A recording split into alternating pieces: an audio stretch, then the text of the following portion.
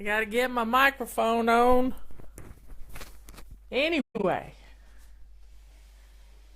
let's get this thing ready to go. I had just about all I could stand of letting my hair grow out. I went from May until September, so that's May to June, July, August, September. 4 months. And I got a lot of hair. But yesterday it was bad.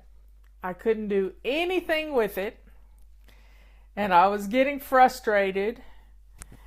And Robert comes up from downstairs and he says to me, "Honey, you're beginning to look a lot like Steve Bannon." And I just said, "Okay, I'm done." I called my hairdresser. I said, "If you have any appointments this afternoon, get me in. If not, what time can I come tomorrow?" And she said 11:30, and I was there at 20 minutes after 11, just waiting on her to get ready for me, and got my hair cut, got back home, and I'm ready. I felt so yucky yesterday, I wouldn't even do the radio show. That's how bad it was.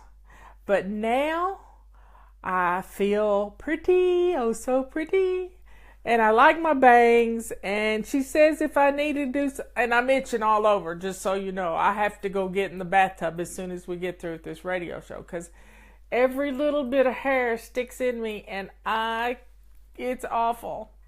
So I got to get this hair off of me soon. And the hairspray out of my hairs, because I don't like hairspray. Anyway, I feel better, and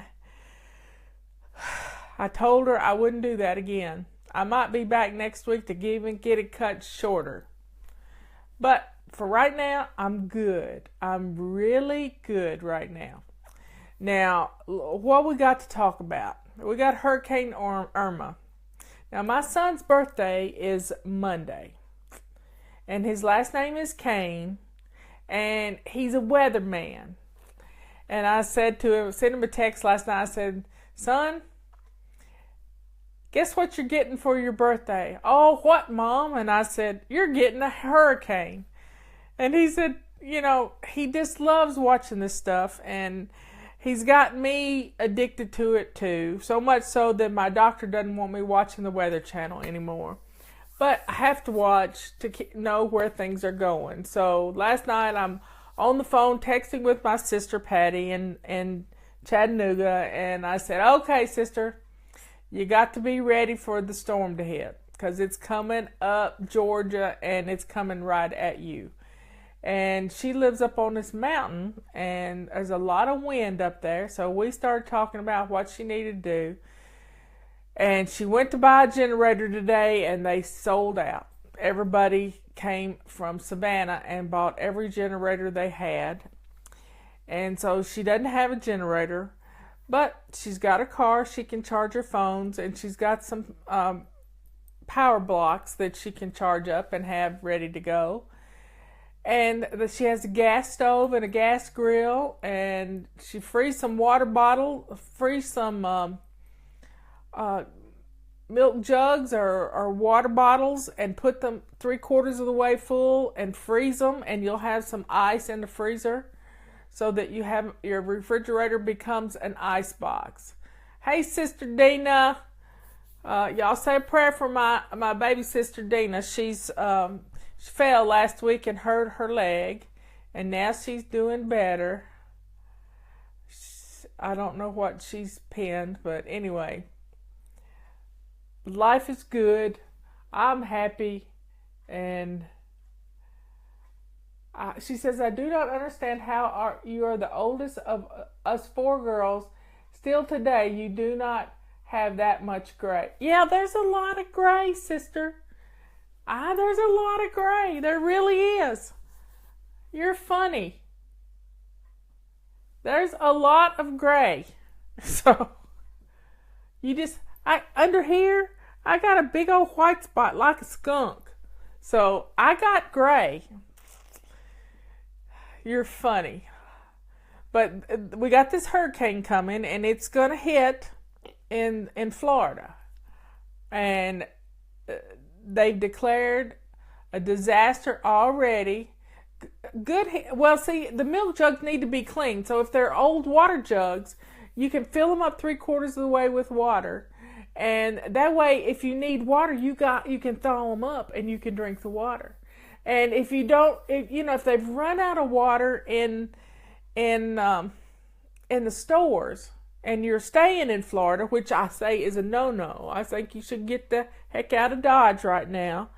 But if you're staying in Florida, you might not have water, you might not have electricity, so you can fill your bathtub up with water. And if your bathtub won't hold water, get a Ziploc bag and fill it up with water and stick it down toward the hole, and then it'll hold water. Or get a garbage bag, or fill Ziploc bags up 3/4 of the way with water and put them in your freezer so that you have an ice box, and then you can move them to your refrigerator so you have an ice box. And you may need to duct tape your refrigerator closed. And let me tell you why. If you have children, they're going to go open the refrigerator and let all the cold air out. If you plan for getting into your refrigerator, open it real quick, get out what you need to cook, and keep it sealed up, then you'll be better off. Now, put water in your bathtub to save, your water coming out of the faucets right now is just everyday water. It's good water. And it can be used for flushing toilets and drinking and all. You need a bucket to pour it into your toilet. But you can take it slow and easy.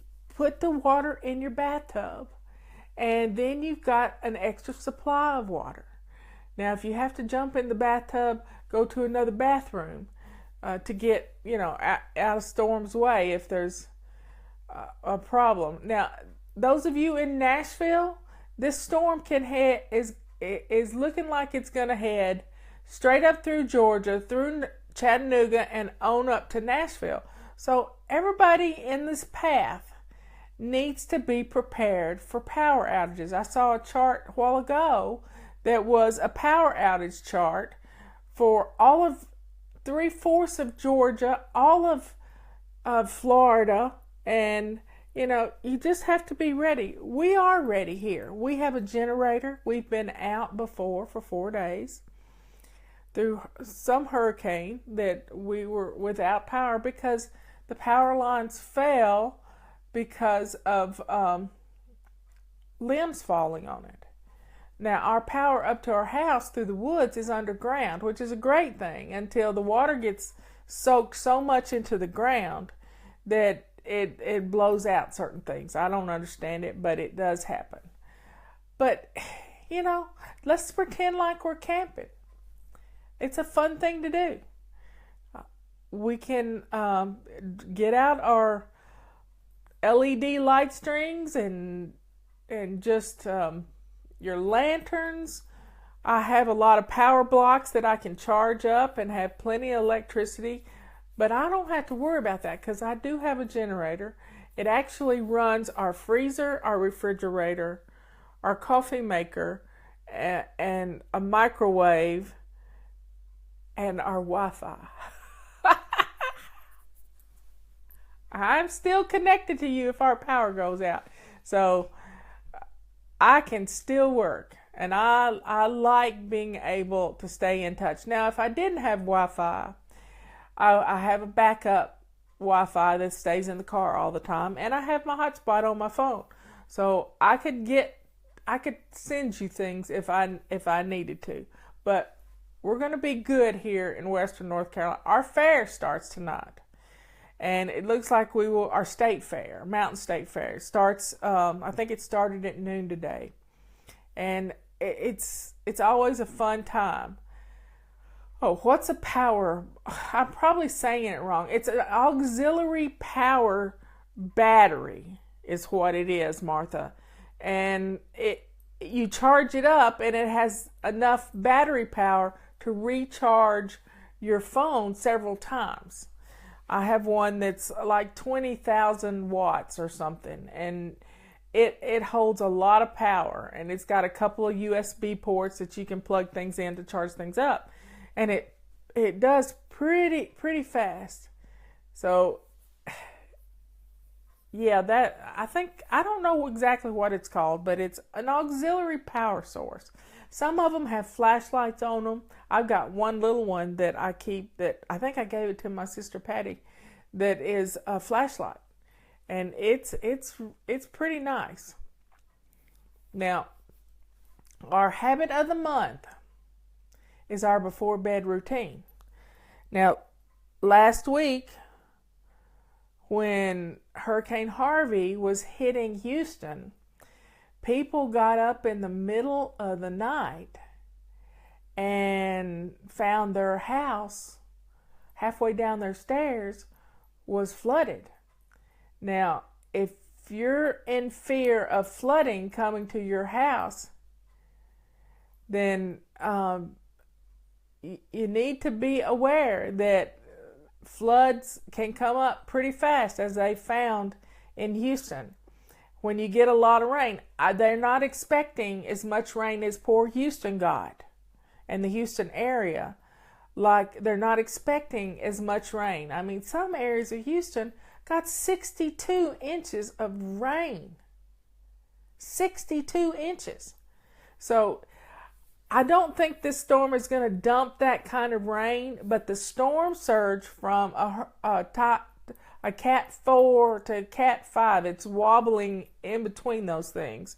It's a Cat 4 right now. Storm surge from a Cat form can be as high as 6 feet. Well, 6 feet is taller than me. 6 feet is almost to your ceiling. So if you live on the coastal areas and you have been ordered to evacuate, you better do it. You better do it, because there's no sense in putting your life, your family's life, and your pets' lives and in danger because you're too stubborn. And that's just not right. Okay, let's see we got some questions here. Melinda asked, I work 12-hour shifts. It's hard to follow the program when I'm working 12 hours. What do you suggest? Well, I don't work 16 hours. I work at home, but I work 16 hours every day. I get about 8 hours of sleep, and I work 16 hours. And you go to work and you come home from work. So if you're working shifts, you just need to rename your routines. You've got a routine for when you come home from work, and you got a routine before you go to work. So, my announcement just came out. So if you're working like a swing shift and you go to work at night and work until 6 in the morning, then you've got your get home from work routine and you've got your go to work routine. And that's what you're doing. The go to work routine is kind of like your morning routine.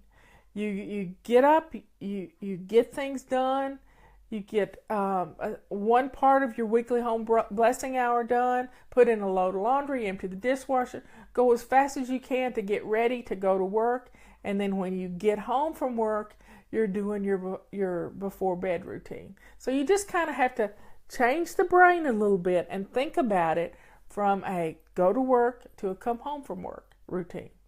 Because really, when you come home from work and you've been working 12 hours, you're working towards going to bed so you can get up and do it all again the next day. So it's just, you need it written down. A simple step-by-step, 4 or 5 things that get you through going to work and getting home from work. Now let's see if I can get some more questions up here. So, listening to my audio book for the 10th time. I don't love hearing me read.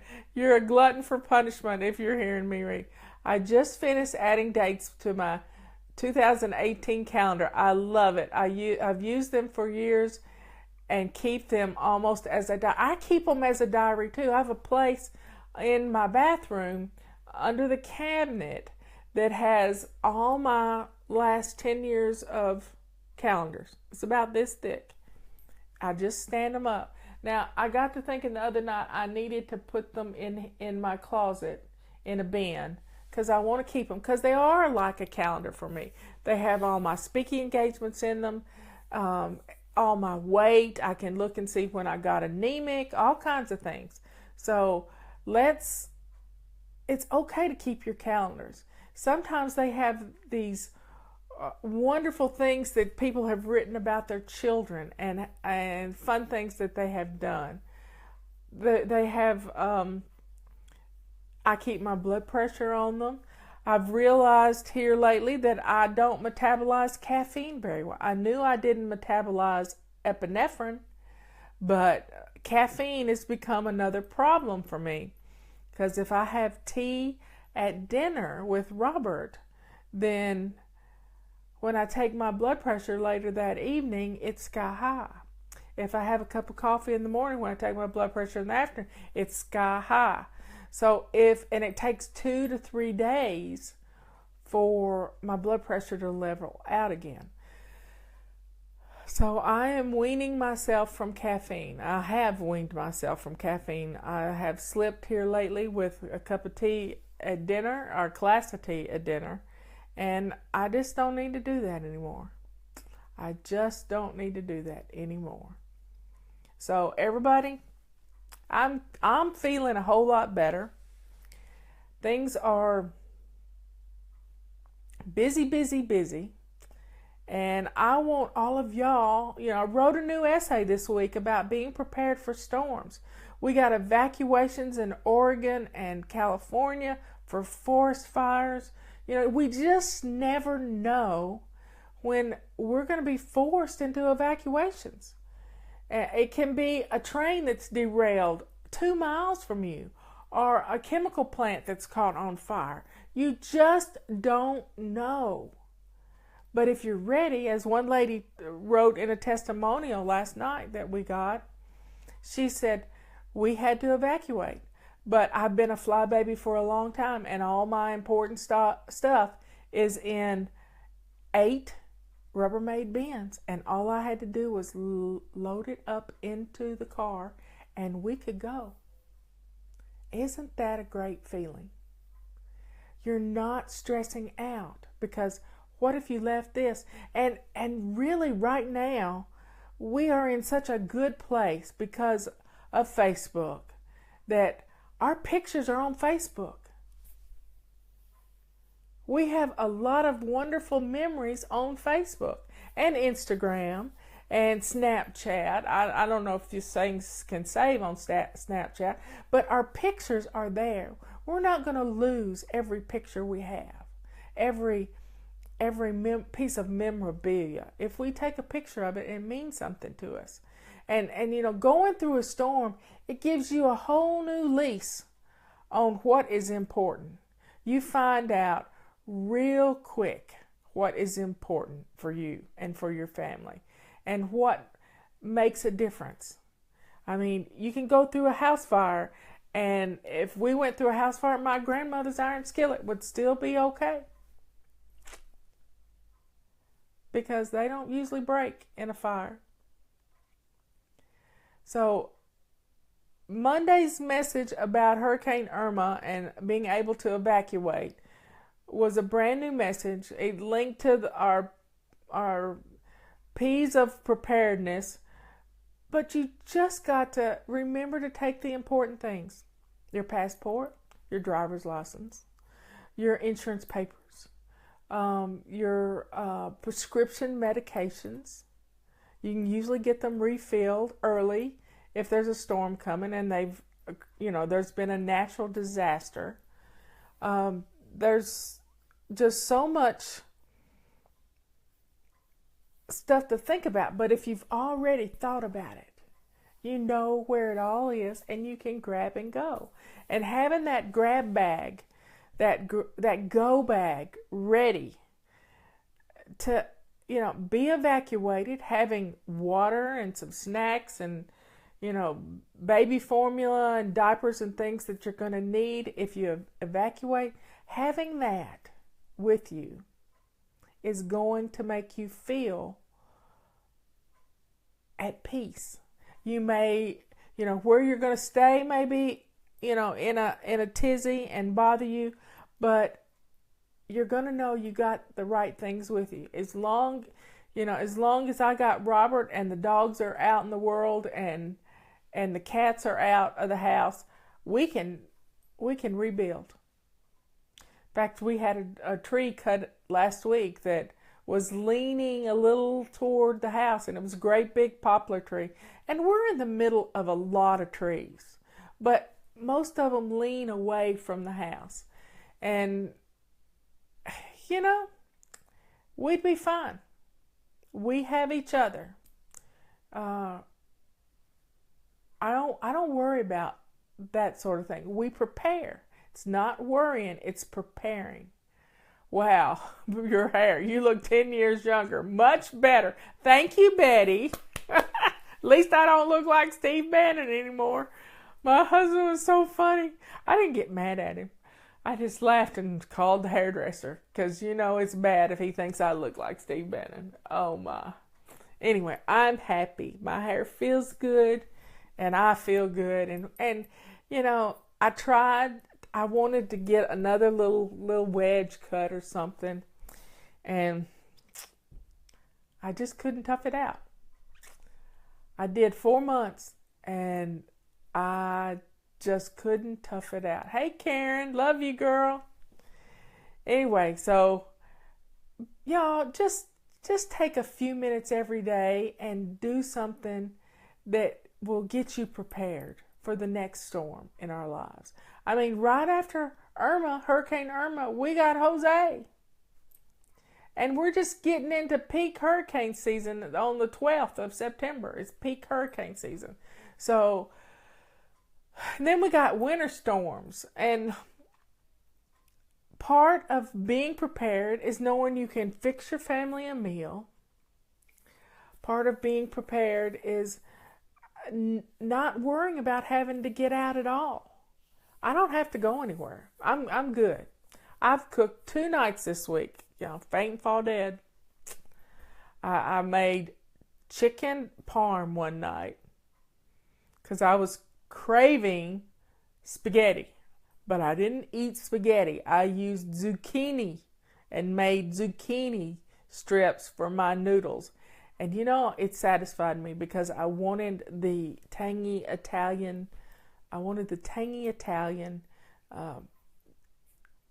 pasta sauce. Now, I cooked Robert some pasta, but only a little bit, not a whole big lot, so we didn't have any leftovers. And I took chicken thighs. Oh, I like to talk cooking, y'all. I took chicken thighs and did an egg wash over them and then rolled them in Parmesan cheese with seasonings in it.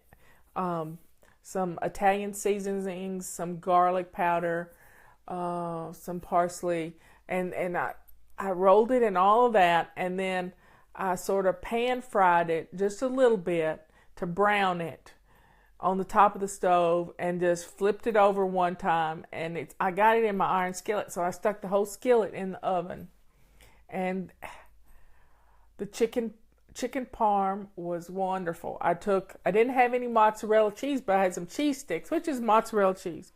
And I took 2 cheese sticks and cut them into 3 pieces. I had 6 chicken thighs, and I put 2 pieces on each one with a dollop of spaghetti sauce and then the cheese on top. And wow, it was good. And then yesterday I made meatloaf. I got this cute little KitchenAid thing. You put about a half an onion in, and I kind of I slice up the onion, and I go poof, poof, poof, poof, poof. I'll show it to you sometime. And it minces onions. So I put the minced onions in the hamburger meat with some soy sauce and some Worcestershire sauce, and made 2 meatloaves. So I've got some leftovers to be able to have some meatloaf sandwiches, but I don't eat meatloaf sandwiches. I don't know what.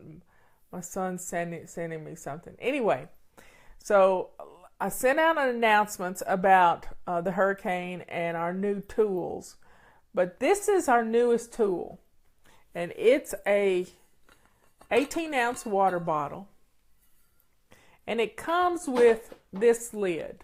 It comes with this lid. But you can also get the flip straw lid, which is our most popular lid. Let me tighten it up here. Everybody loves this lid. But we also have the flip top lid.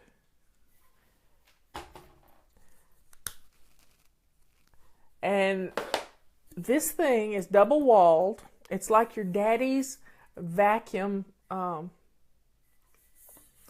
thermos that he used to take coffee in to work. It'll keep water cold for 24 hours. It'll keep ice, just ice, for 48 hours. We've tested it. Justin has anyway. So that's our newest tool. And be sure and get your calendar while you're there in the shop, because school's starting. I don't think the Houston schools start back until Monday, and schools in Florida are out, but we have big boxes to put things. So everybody, this calendar can make your life so much easier when you use it. Now, if you just hang it up on the wall, it doesn't have any pretty pictures. The only thing that makes this calendar pretty is your color coding. And give each person in your family a color. So, just like you have one color that is for everybody in the family. Say you got to go to a family reunion.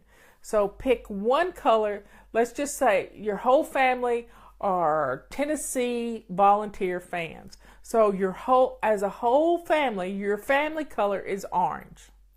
Orange. Then your favorite color is red. And your little girl's favorite color is purple.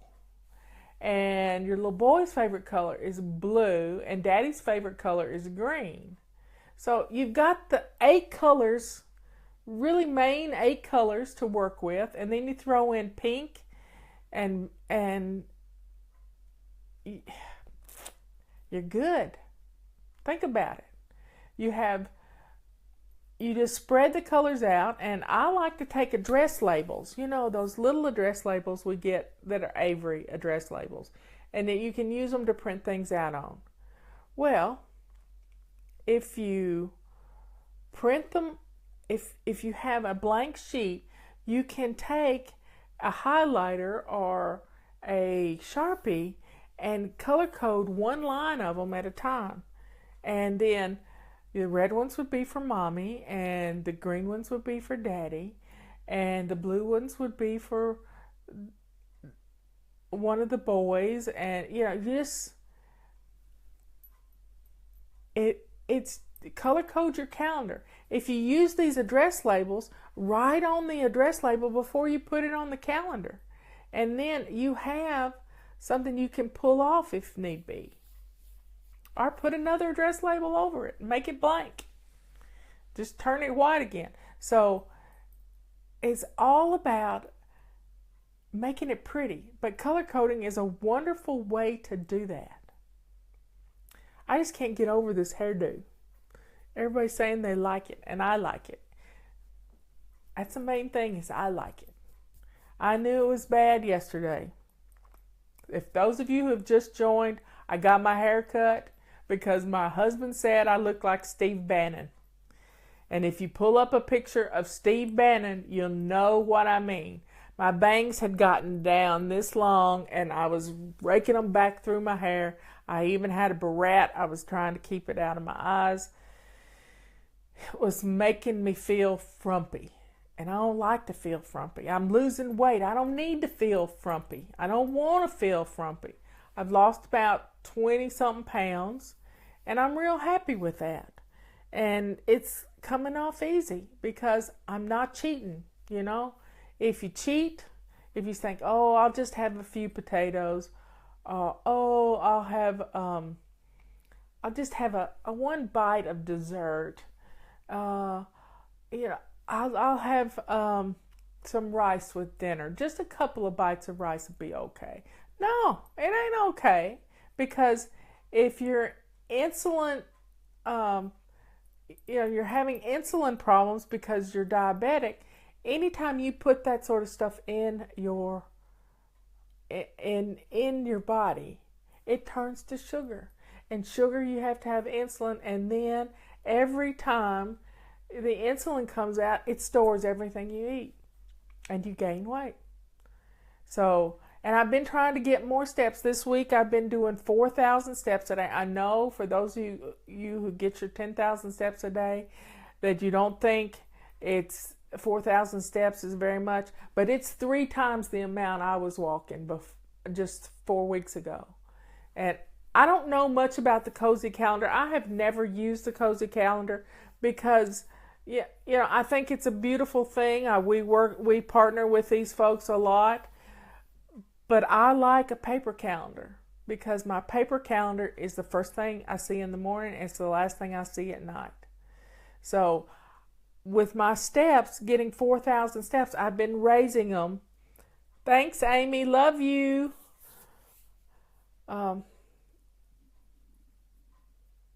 Amy is our songwriter. She wrote a lot of music for Fly Lady, and I love her. I've loved to watch the family grow. Now we got baby Ivy and Jackson. It's just a beautiful family. I feel like I get to watch them on Facebook. So thanks for posting all the wonderful pictures, Amy. I love it. And then tell your mom belated happy birthday. Her mom's there's Laurel too. That's my other good buddy. We have one child between us, Eric Dodge. We're funny that way. So poor Eric has 2 mamas. He can't help it. But, we've just got to do what makes you feel good. Take care of you. Because if you take care of you,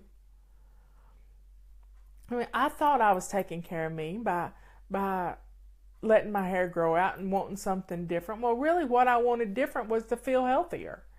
And losing weight has done that. And Laurel can tell you, Laurel lost 100 pounds. She worked hard at walking. But, I'm doing 4,000 steps. I didn't get all my steps in yesterday, but I'm not going to beat myself up because I can get the 4,000 steps in today. And I jump in just like I didn't miss it. Jump in where we are. And next week, I'll go for 4,500. I may need to stay on 4,000 for another week. But that's okay because as I'm not doing too much too fast. That's why we practice one habit a month. If we can just practice that one thing, that one little thing that will help us to stay feeling some sort of sense of accomplishment. Because when we feel bad about ourselves, we don't want to do anything.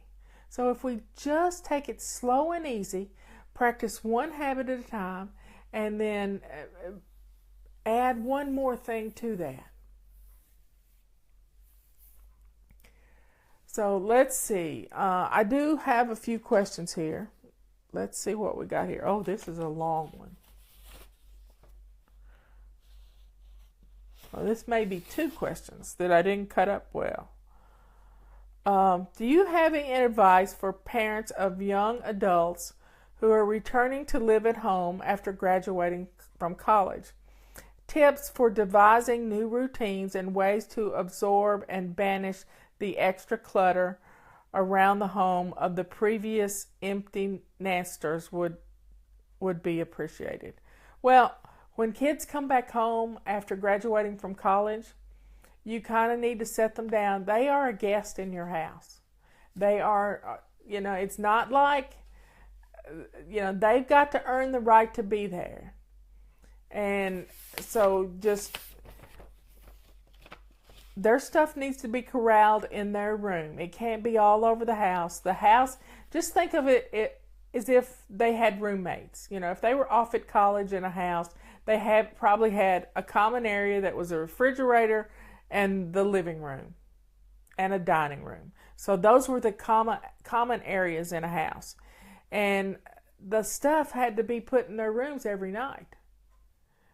The kids probably didn't adhere to that, but those are your rules. You make the rules. You sit down and you have a family meeting with them. And as they start making money, they may need to pay some room and board because you're feeding them and you're not going to let them go hungry and you're not going to let them be homeless, but they have to adhere to your rules. Don't have a lot of rules, but their stuff needs to be put away. And their stuff needs to be what they used in college, they may not use when they get back home. So they need to declutter stuff. You set the rules and you have time together. Let's see. Next question. I've been fluttering for about a year and a half. I started doing baby steps when I started, but never made it past day 20. Then got sick and discouraged. My life has been up and down with depression and anxiety. I make my bed, shine my sink. My hot spots look pretty good. Living areas mostly 10 minutes from company ready, but the bedrooms and basement are full of clutter. Should I start with the baby steps again and not rush? This is from DJ in Nova Scotia. No, DJ, you don't have to start with the baby steps again. You just have to start doing your morning routine, your before bed routine.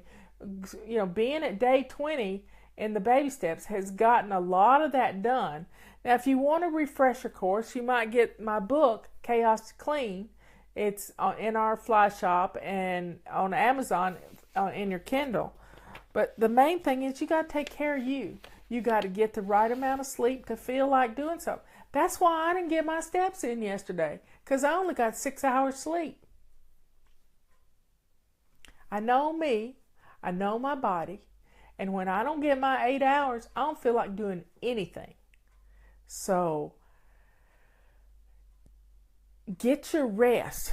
You've got to get your sleep.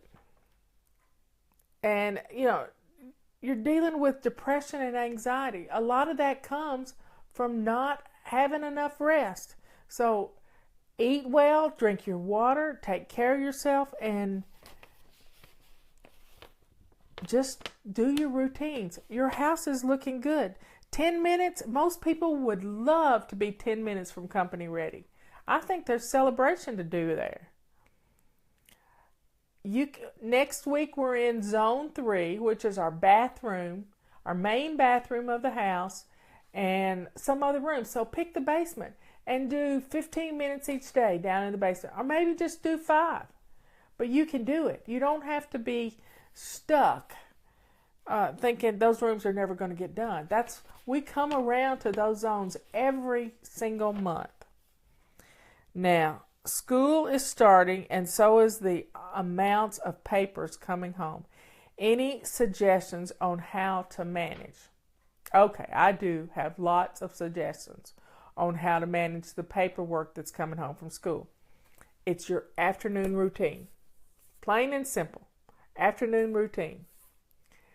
When they come home, their backpacks need to be emptied and the papers need to come out of the backpacks. Now, you need an inbox for each child. Maybe it's just a basket. Maybe it's a Rubbermaid bin. I don't care what it is. It can be a folder, but it's an inbox. And so all the papers that come out of their backpacks go into that box, except for the things that need to be signed and turned back in with a check or, money or whatever. So handle what needs to be handled. It's called the do it now principle. Get it ready to go back in their backpack so they don't have to worry about it anymore. And you don't have to, beat yourself up because you forgot to send the $10 for the field trip. So, and in that bin that you're putting them in that folder, then on Saturday, I want you to let your child go through those papers and pick out the paper, the one paper that was their favorite of the whole week. Not mom and not dad.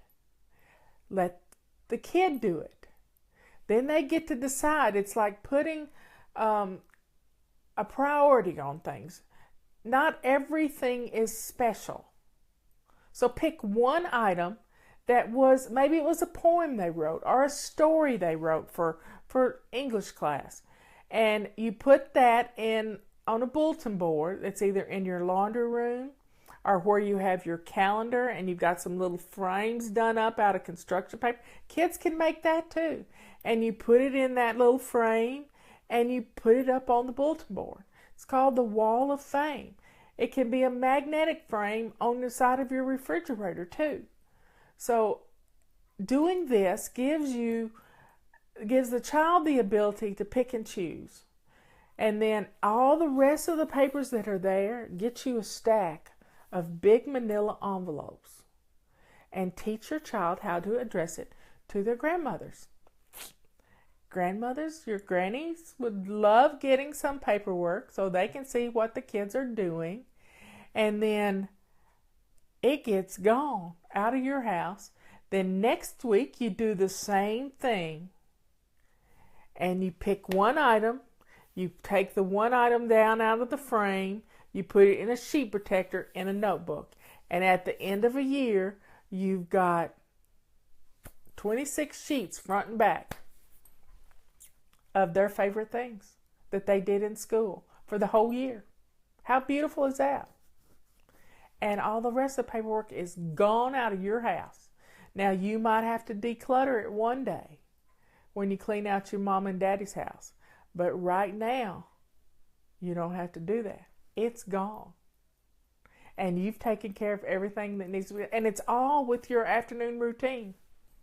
Your afternoon routine has done that. When you come in from work, it only takes 5 minutes to go through those backpacks. Get the lunch boxes out, get those things in the dishwasher, and you're good to go. What does grandmother do with all the papers? Well, grandmother can throw them into recycling after she looks at them. Or she can stick them in a big bin and keep saving them like Mama would do. Mama learned it from somebody. So get the stuff out of your house. You might have to deal with it one day, but for right now, you're good to let it go. And the kids let it go. And you'll be so surprised at how wonderful your house looks when you don't have papers everywhere. Okay, let's see. Next question. That one's done. Let me mark this one off. I got a pile of stuff over here. Look at all my papers. This one is from Marianne. I met you in Chicago earlier this year. You were inspiring. I have chronic pain, and so it is difficult to keep up with everything. Do you have a system that is a bit slower for me so that I don't feel bad when I can't do it all? Well, don't feel bad. Do what you can where you are. I don't expect you to do it all if you're in pain. You've got to take care of you. And if you can get up and do 2 minutes, 2 minutes can change your house. 2 minutes 3 times an hour can change your house. 2 minutes 4 times an hour can change. That's 8 minutes total. You'd be surprised how many steps you can get in just doing 2 minutes at a time. Now, I've tried to build up my stamina so that I can do 8 to 10 minutes at a time, because sometimes I have to stand for an hour. But I noticed the other night I was cooking dinner and I got in 500 steps and I didn't even know it. And that's something. So this system is not my system, it's your system. You do it to fit your stamina and your health, how healthy you are. But you got to get up. If you can get up and move, or if you can roll to the kitchen sink in your wheelchair, you can do 2 minutes. And that's 2 minutes that got done. Not thought about getting done. You know, my granny always said, can't never could do anything. Well, if you think you can, you can. You can do it. And you just have to jump in and do what you can where you are. And it will make a huge difference in your home. I had a testimonial last night from a lady who said she had fallen off the wagon. I hate that term. There is no wagon. I know y'all believe there's a wagon, but there's no wagon. We jump back in where we are. And she said, I jumped back in, but I didn't realize how much stuff, how much of the Fly Lady system had really stayed with me. She was making her bed. She was swishing and swiping. She's planning her menus. Hey, and her hotspots were looking good. So if you can do all of that, you're in a great position. You did learn something. So let's quit beating ourselves up and do what we can. Any suggestions for getting suggestions for getting the hump of not wanting to write stuff down, how pre-planning can help it in the long and short run. How do you get past yourself? Well, I know me, and this is why I came up with routines, because I couldn't write stuff down every day. I just couldn't do it. So I came up with something that would be one foot in front of the other. You get up in the morning, you make your bed, go to the bathroom, get dressed to lace up shoes, fix your hair and face. And, that's one of the reasons I got my hair cut, because I'm not real good at fixing my hair. I was not a girly girl. I'm not good at that. So letting it grow long meant I had to do a lot more stuff to it. So that wasn't my cup of tea. Put a load of laundry in, go empty the dishwasher, get you some breakfast, your bottle of water filled up, bam, bam, bam. That's your morning routine.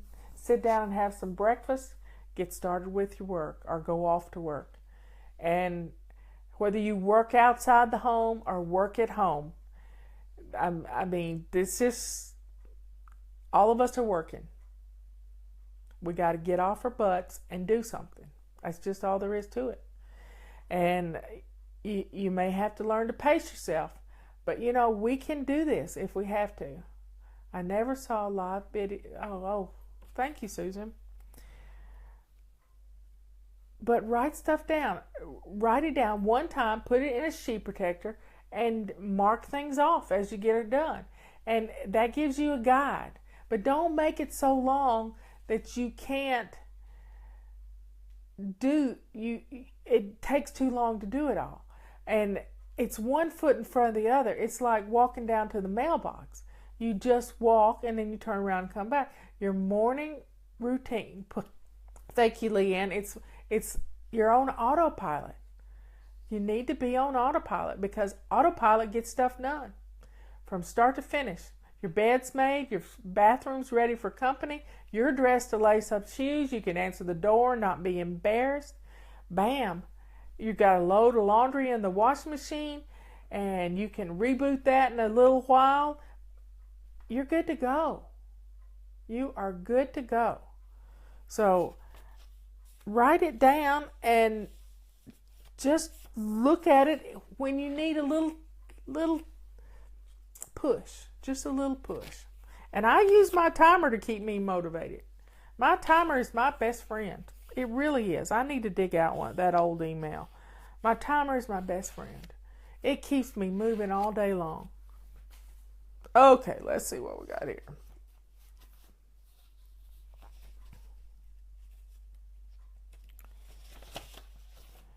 This is from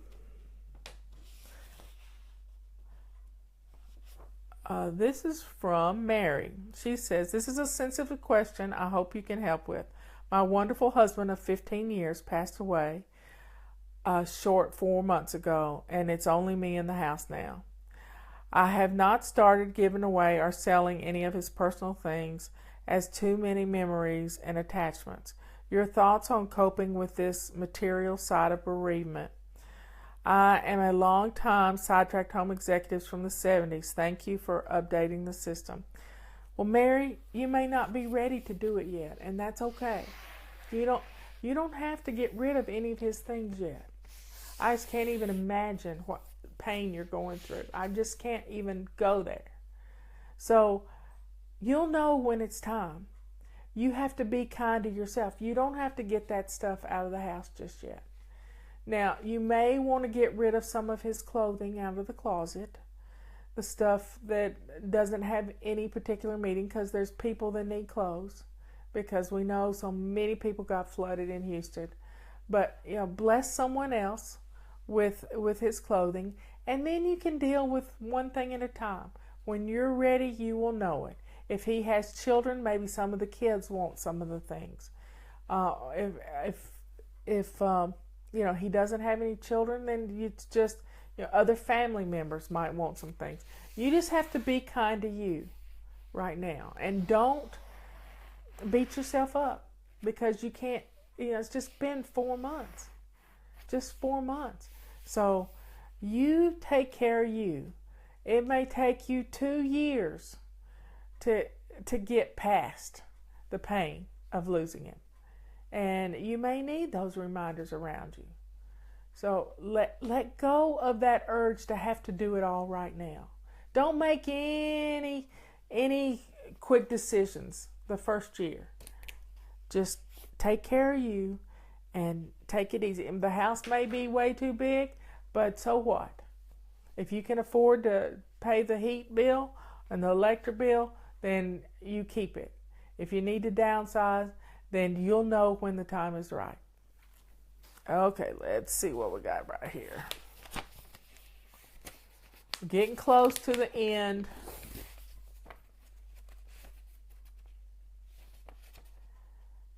Where have we got? This is from Angela. Thank you for your systems. You've helped me realize that it is okay to stop and smell the roses. I do not have to go 100% of the time. Amen, sister. You don't. And Angela's from Australia. I need your advice. I believe I am a hoarder of paper. Join the crowd. I have financials and filings under control. It is emotional paper to which I am referring to. Anything to do with kids' schoolwork and activities. Any paper to do with my family history, photos, sayings, recipes. You can put the family history stuff in sheet protectors in a notebook. Those would be fun things to give your kids when they go away from home. The favorite recipes, copies of pictures, just their own little family album. But I am struggling to work out what is special to me and to keep and what to get rid of. Well, if you don't love it and don't use it and you don't have a place for it, then it kind of needs to go away. But don't throw away pictures of your children's father. Our mother did that. We don't have many pictures of Daddy. Do you have any ideas how to cull down what really matters to me? Well, the main thing you have to remember is that not everything is special. We've had people hold on to Granny's last Kleenex box that was empty. Don't do it. It's a piece of trash. Not everything is special. Now, if you love something, if you love your mother's handwritten recipe, some people are framing them and matting them and putting them in little frames and hanging them in their kitchen along with Granny's iron skillet or her favorite bread bowl or something. So you can make things special. You can find a place for those things in your home if you want, if they are that special to you. If you feel like you want to do something with this, you want to hold on to it because this has special meaning, then start a bin for them. just a little Sterilite bin, and it's clear where you can see in it, and that will keep it safe from mice and safe from water damage.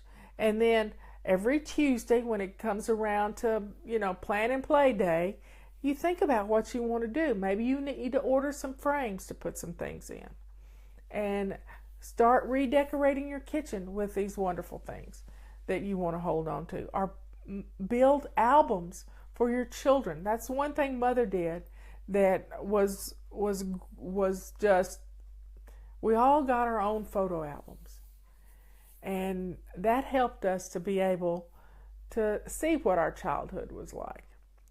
Well, I'm out of questions, everybody. This week we're finishing up Zone 2, which is our kitchens.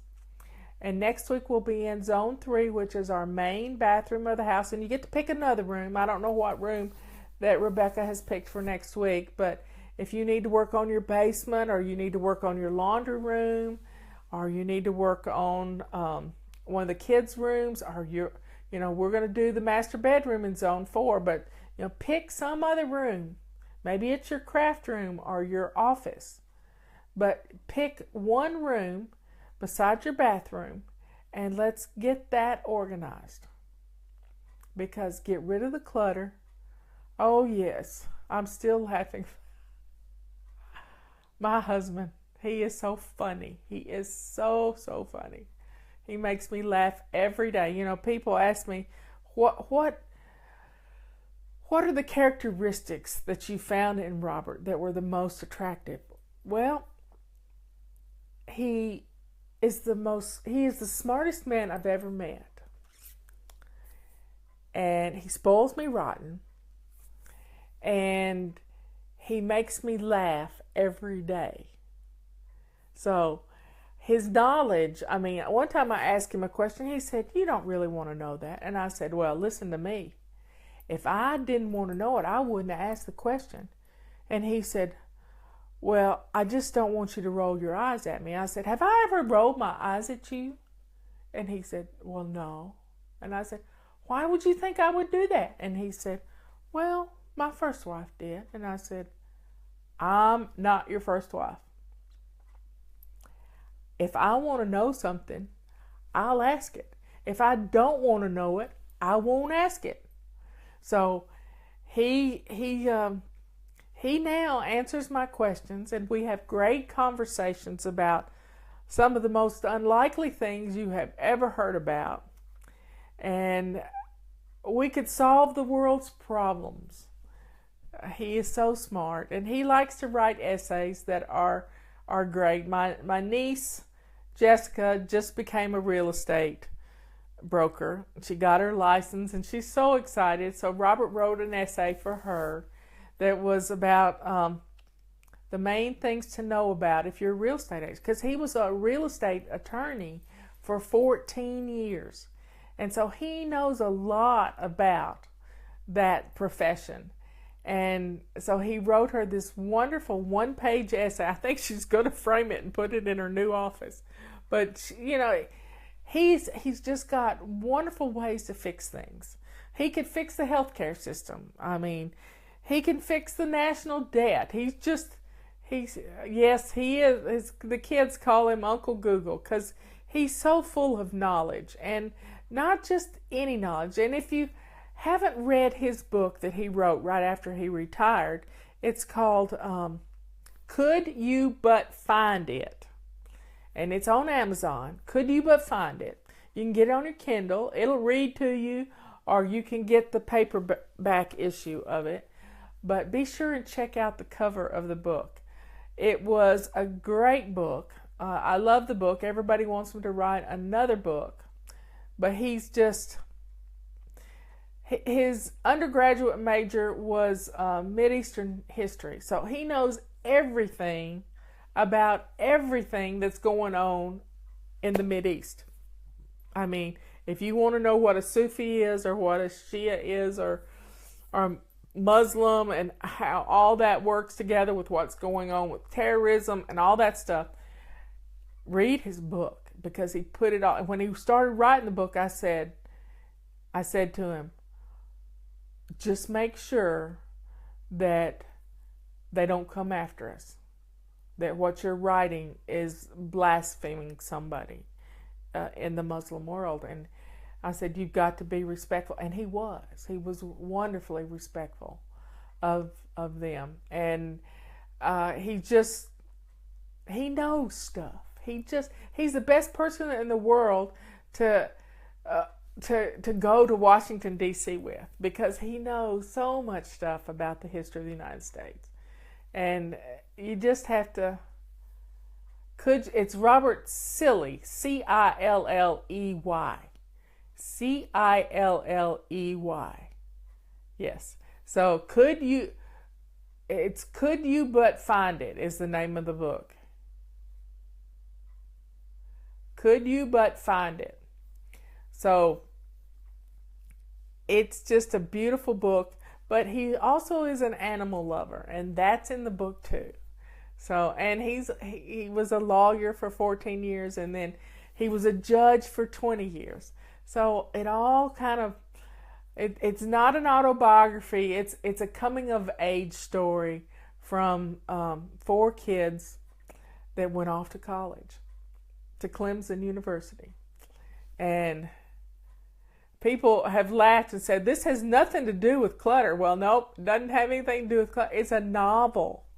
It's a wonderful novel, and he's done such a great job of just putting the story down. Everybody wants to see the follow-up book, but I don't know if he'll write it. Right now, he is in project mode. And his project mode is he is excavating this rock. And it's a rock that's on our property. And it's a boulder. This thing has to weigh 40 tons. But he's excavating this rock. And he's found another rock that's next to it that didn't even show up until he started digging around. And every day he goes down there, if it's not raining. If it's raining, he goes down there and he cuts something with clippers. But he's excavating this rock. And he brought a sample up, and he said, I need you to contact Miss Pittman, who was my geology professor at Brevard College. And she's moved down east now. And he said, contact Miss Pittman, and she was at our wedding, and he said, ask her if this is Hendersonville Nice, Gniss. And I sent her a picture and showed it to her, and she says, yes, it is. It has some really nice organs in it. So we got to play with geology and have fun, and he's having a ball excavating this rock. It's like he's gone down 10,000 years to get to this rock, and he is loving it. So just having a purpose, having something to do. And he can build me anything. I look around, and in the room I'm sitting in, and he has put me a desktop table on my glass tabletop that my screen is sitting on. He's taken an old table and turned it into my printer table, and I've got baskets underneath it. He put shelves in it for me. So he can build anything. I told him I needed something to put my hairdryer in, and it's just cute as it can be. He's taken 3 pieces of PVC pipe and glued them together, spray painted them purple, and then put an overcoat of glitter purple. And this next week, I'm going to redo underneath my bathroom sink so that I can put my hairdryer, curling iron, and stuff under there in a cute little thing. So we just have to have fun and, oh, Hannah, you ordered Robert's book. Be sure and look at the cover and see if you can find some eyeballs. Y'all, it's been a good week. Please take care of yourself. Be ready for a storm. Let's go get our groceries so we have some food in the house if you live in the southeast, because that storm is coming up towards us. We have plenty of food ready to go. we're prepared. I'm calm, just as calm as a cucumber. Are you? Get your groceries in the house. Get ready. Get some planned menus. You can do this. Be ready for the power to go off. I'm not in Florida. I'm in North Carolina, but it's headed our direction. And I have been in Hurricane Opal up here, and I've been in Hurricane Ike and Hurricane Francis, and they were tropical storms by the time they got here. But it was tough. So everybody, go have a good time this weekend. We're not going to have any bad weather here until early Monday sometime. So those of you in Florida, please get in the car and go inland. I mean, go further. Just go north. Head north. You know, if you come to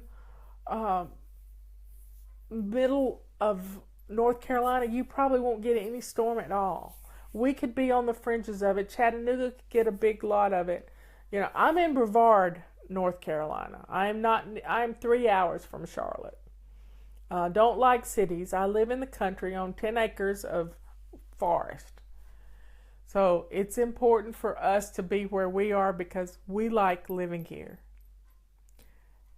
Have a good weekend. Get your calendars. And I don't look like Steve Bannon anymore. Love y'all. See you later. I'll be putting this up on our website and on YouTube. So for those of you who aren't on Facebook, I don't know why I'm telling y'all this, because y'all are on Facebook and you're watching. Talk to you later. Bye.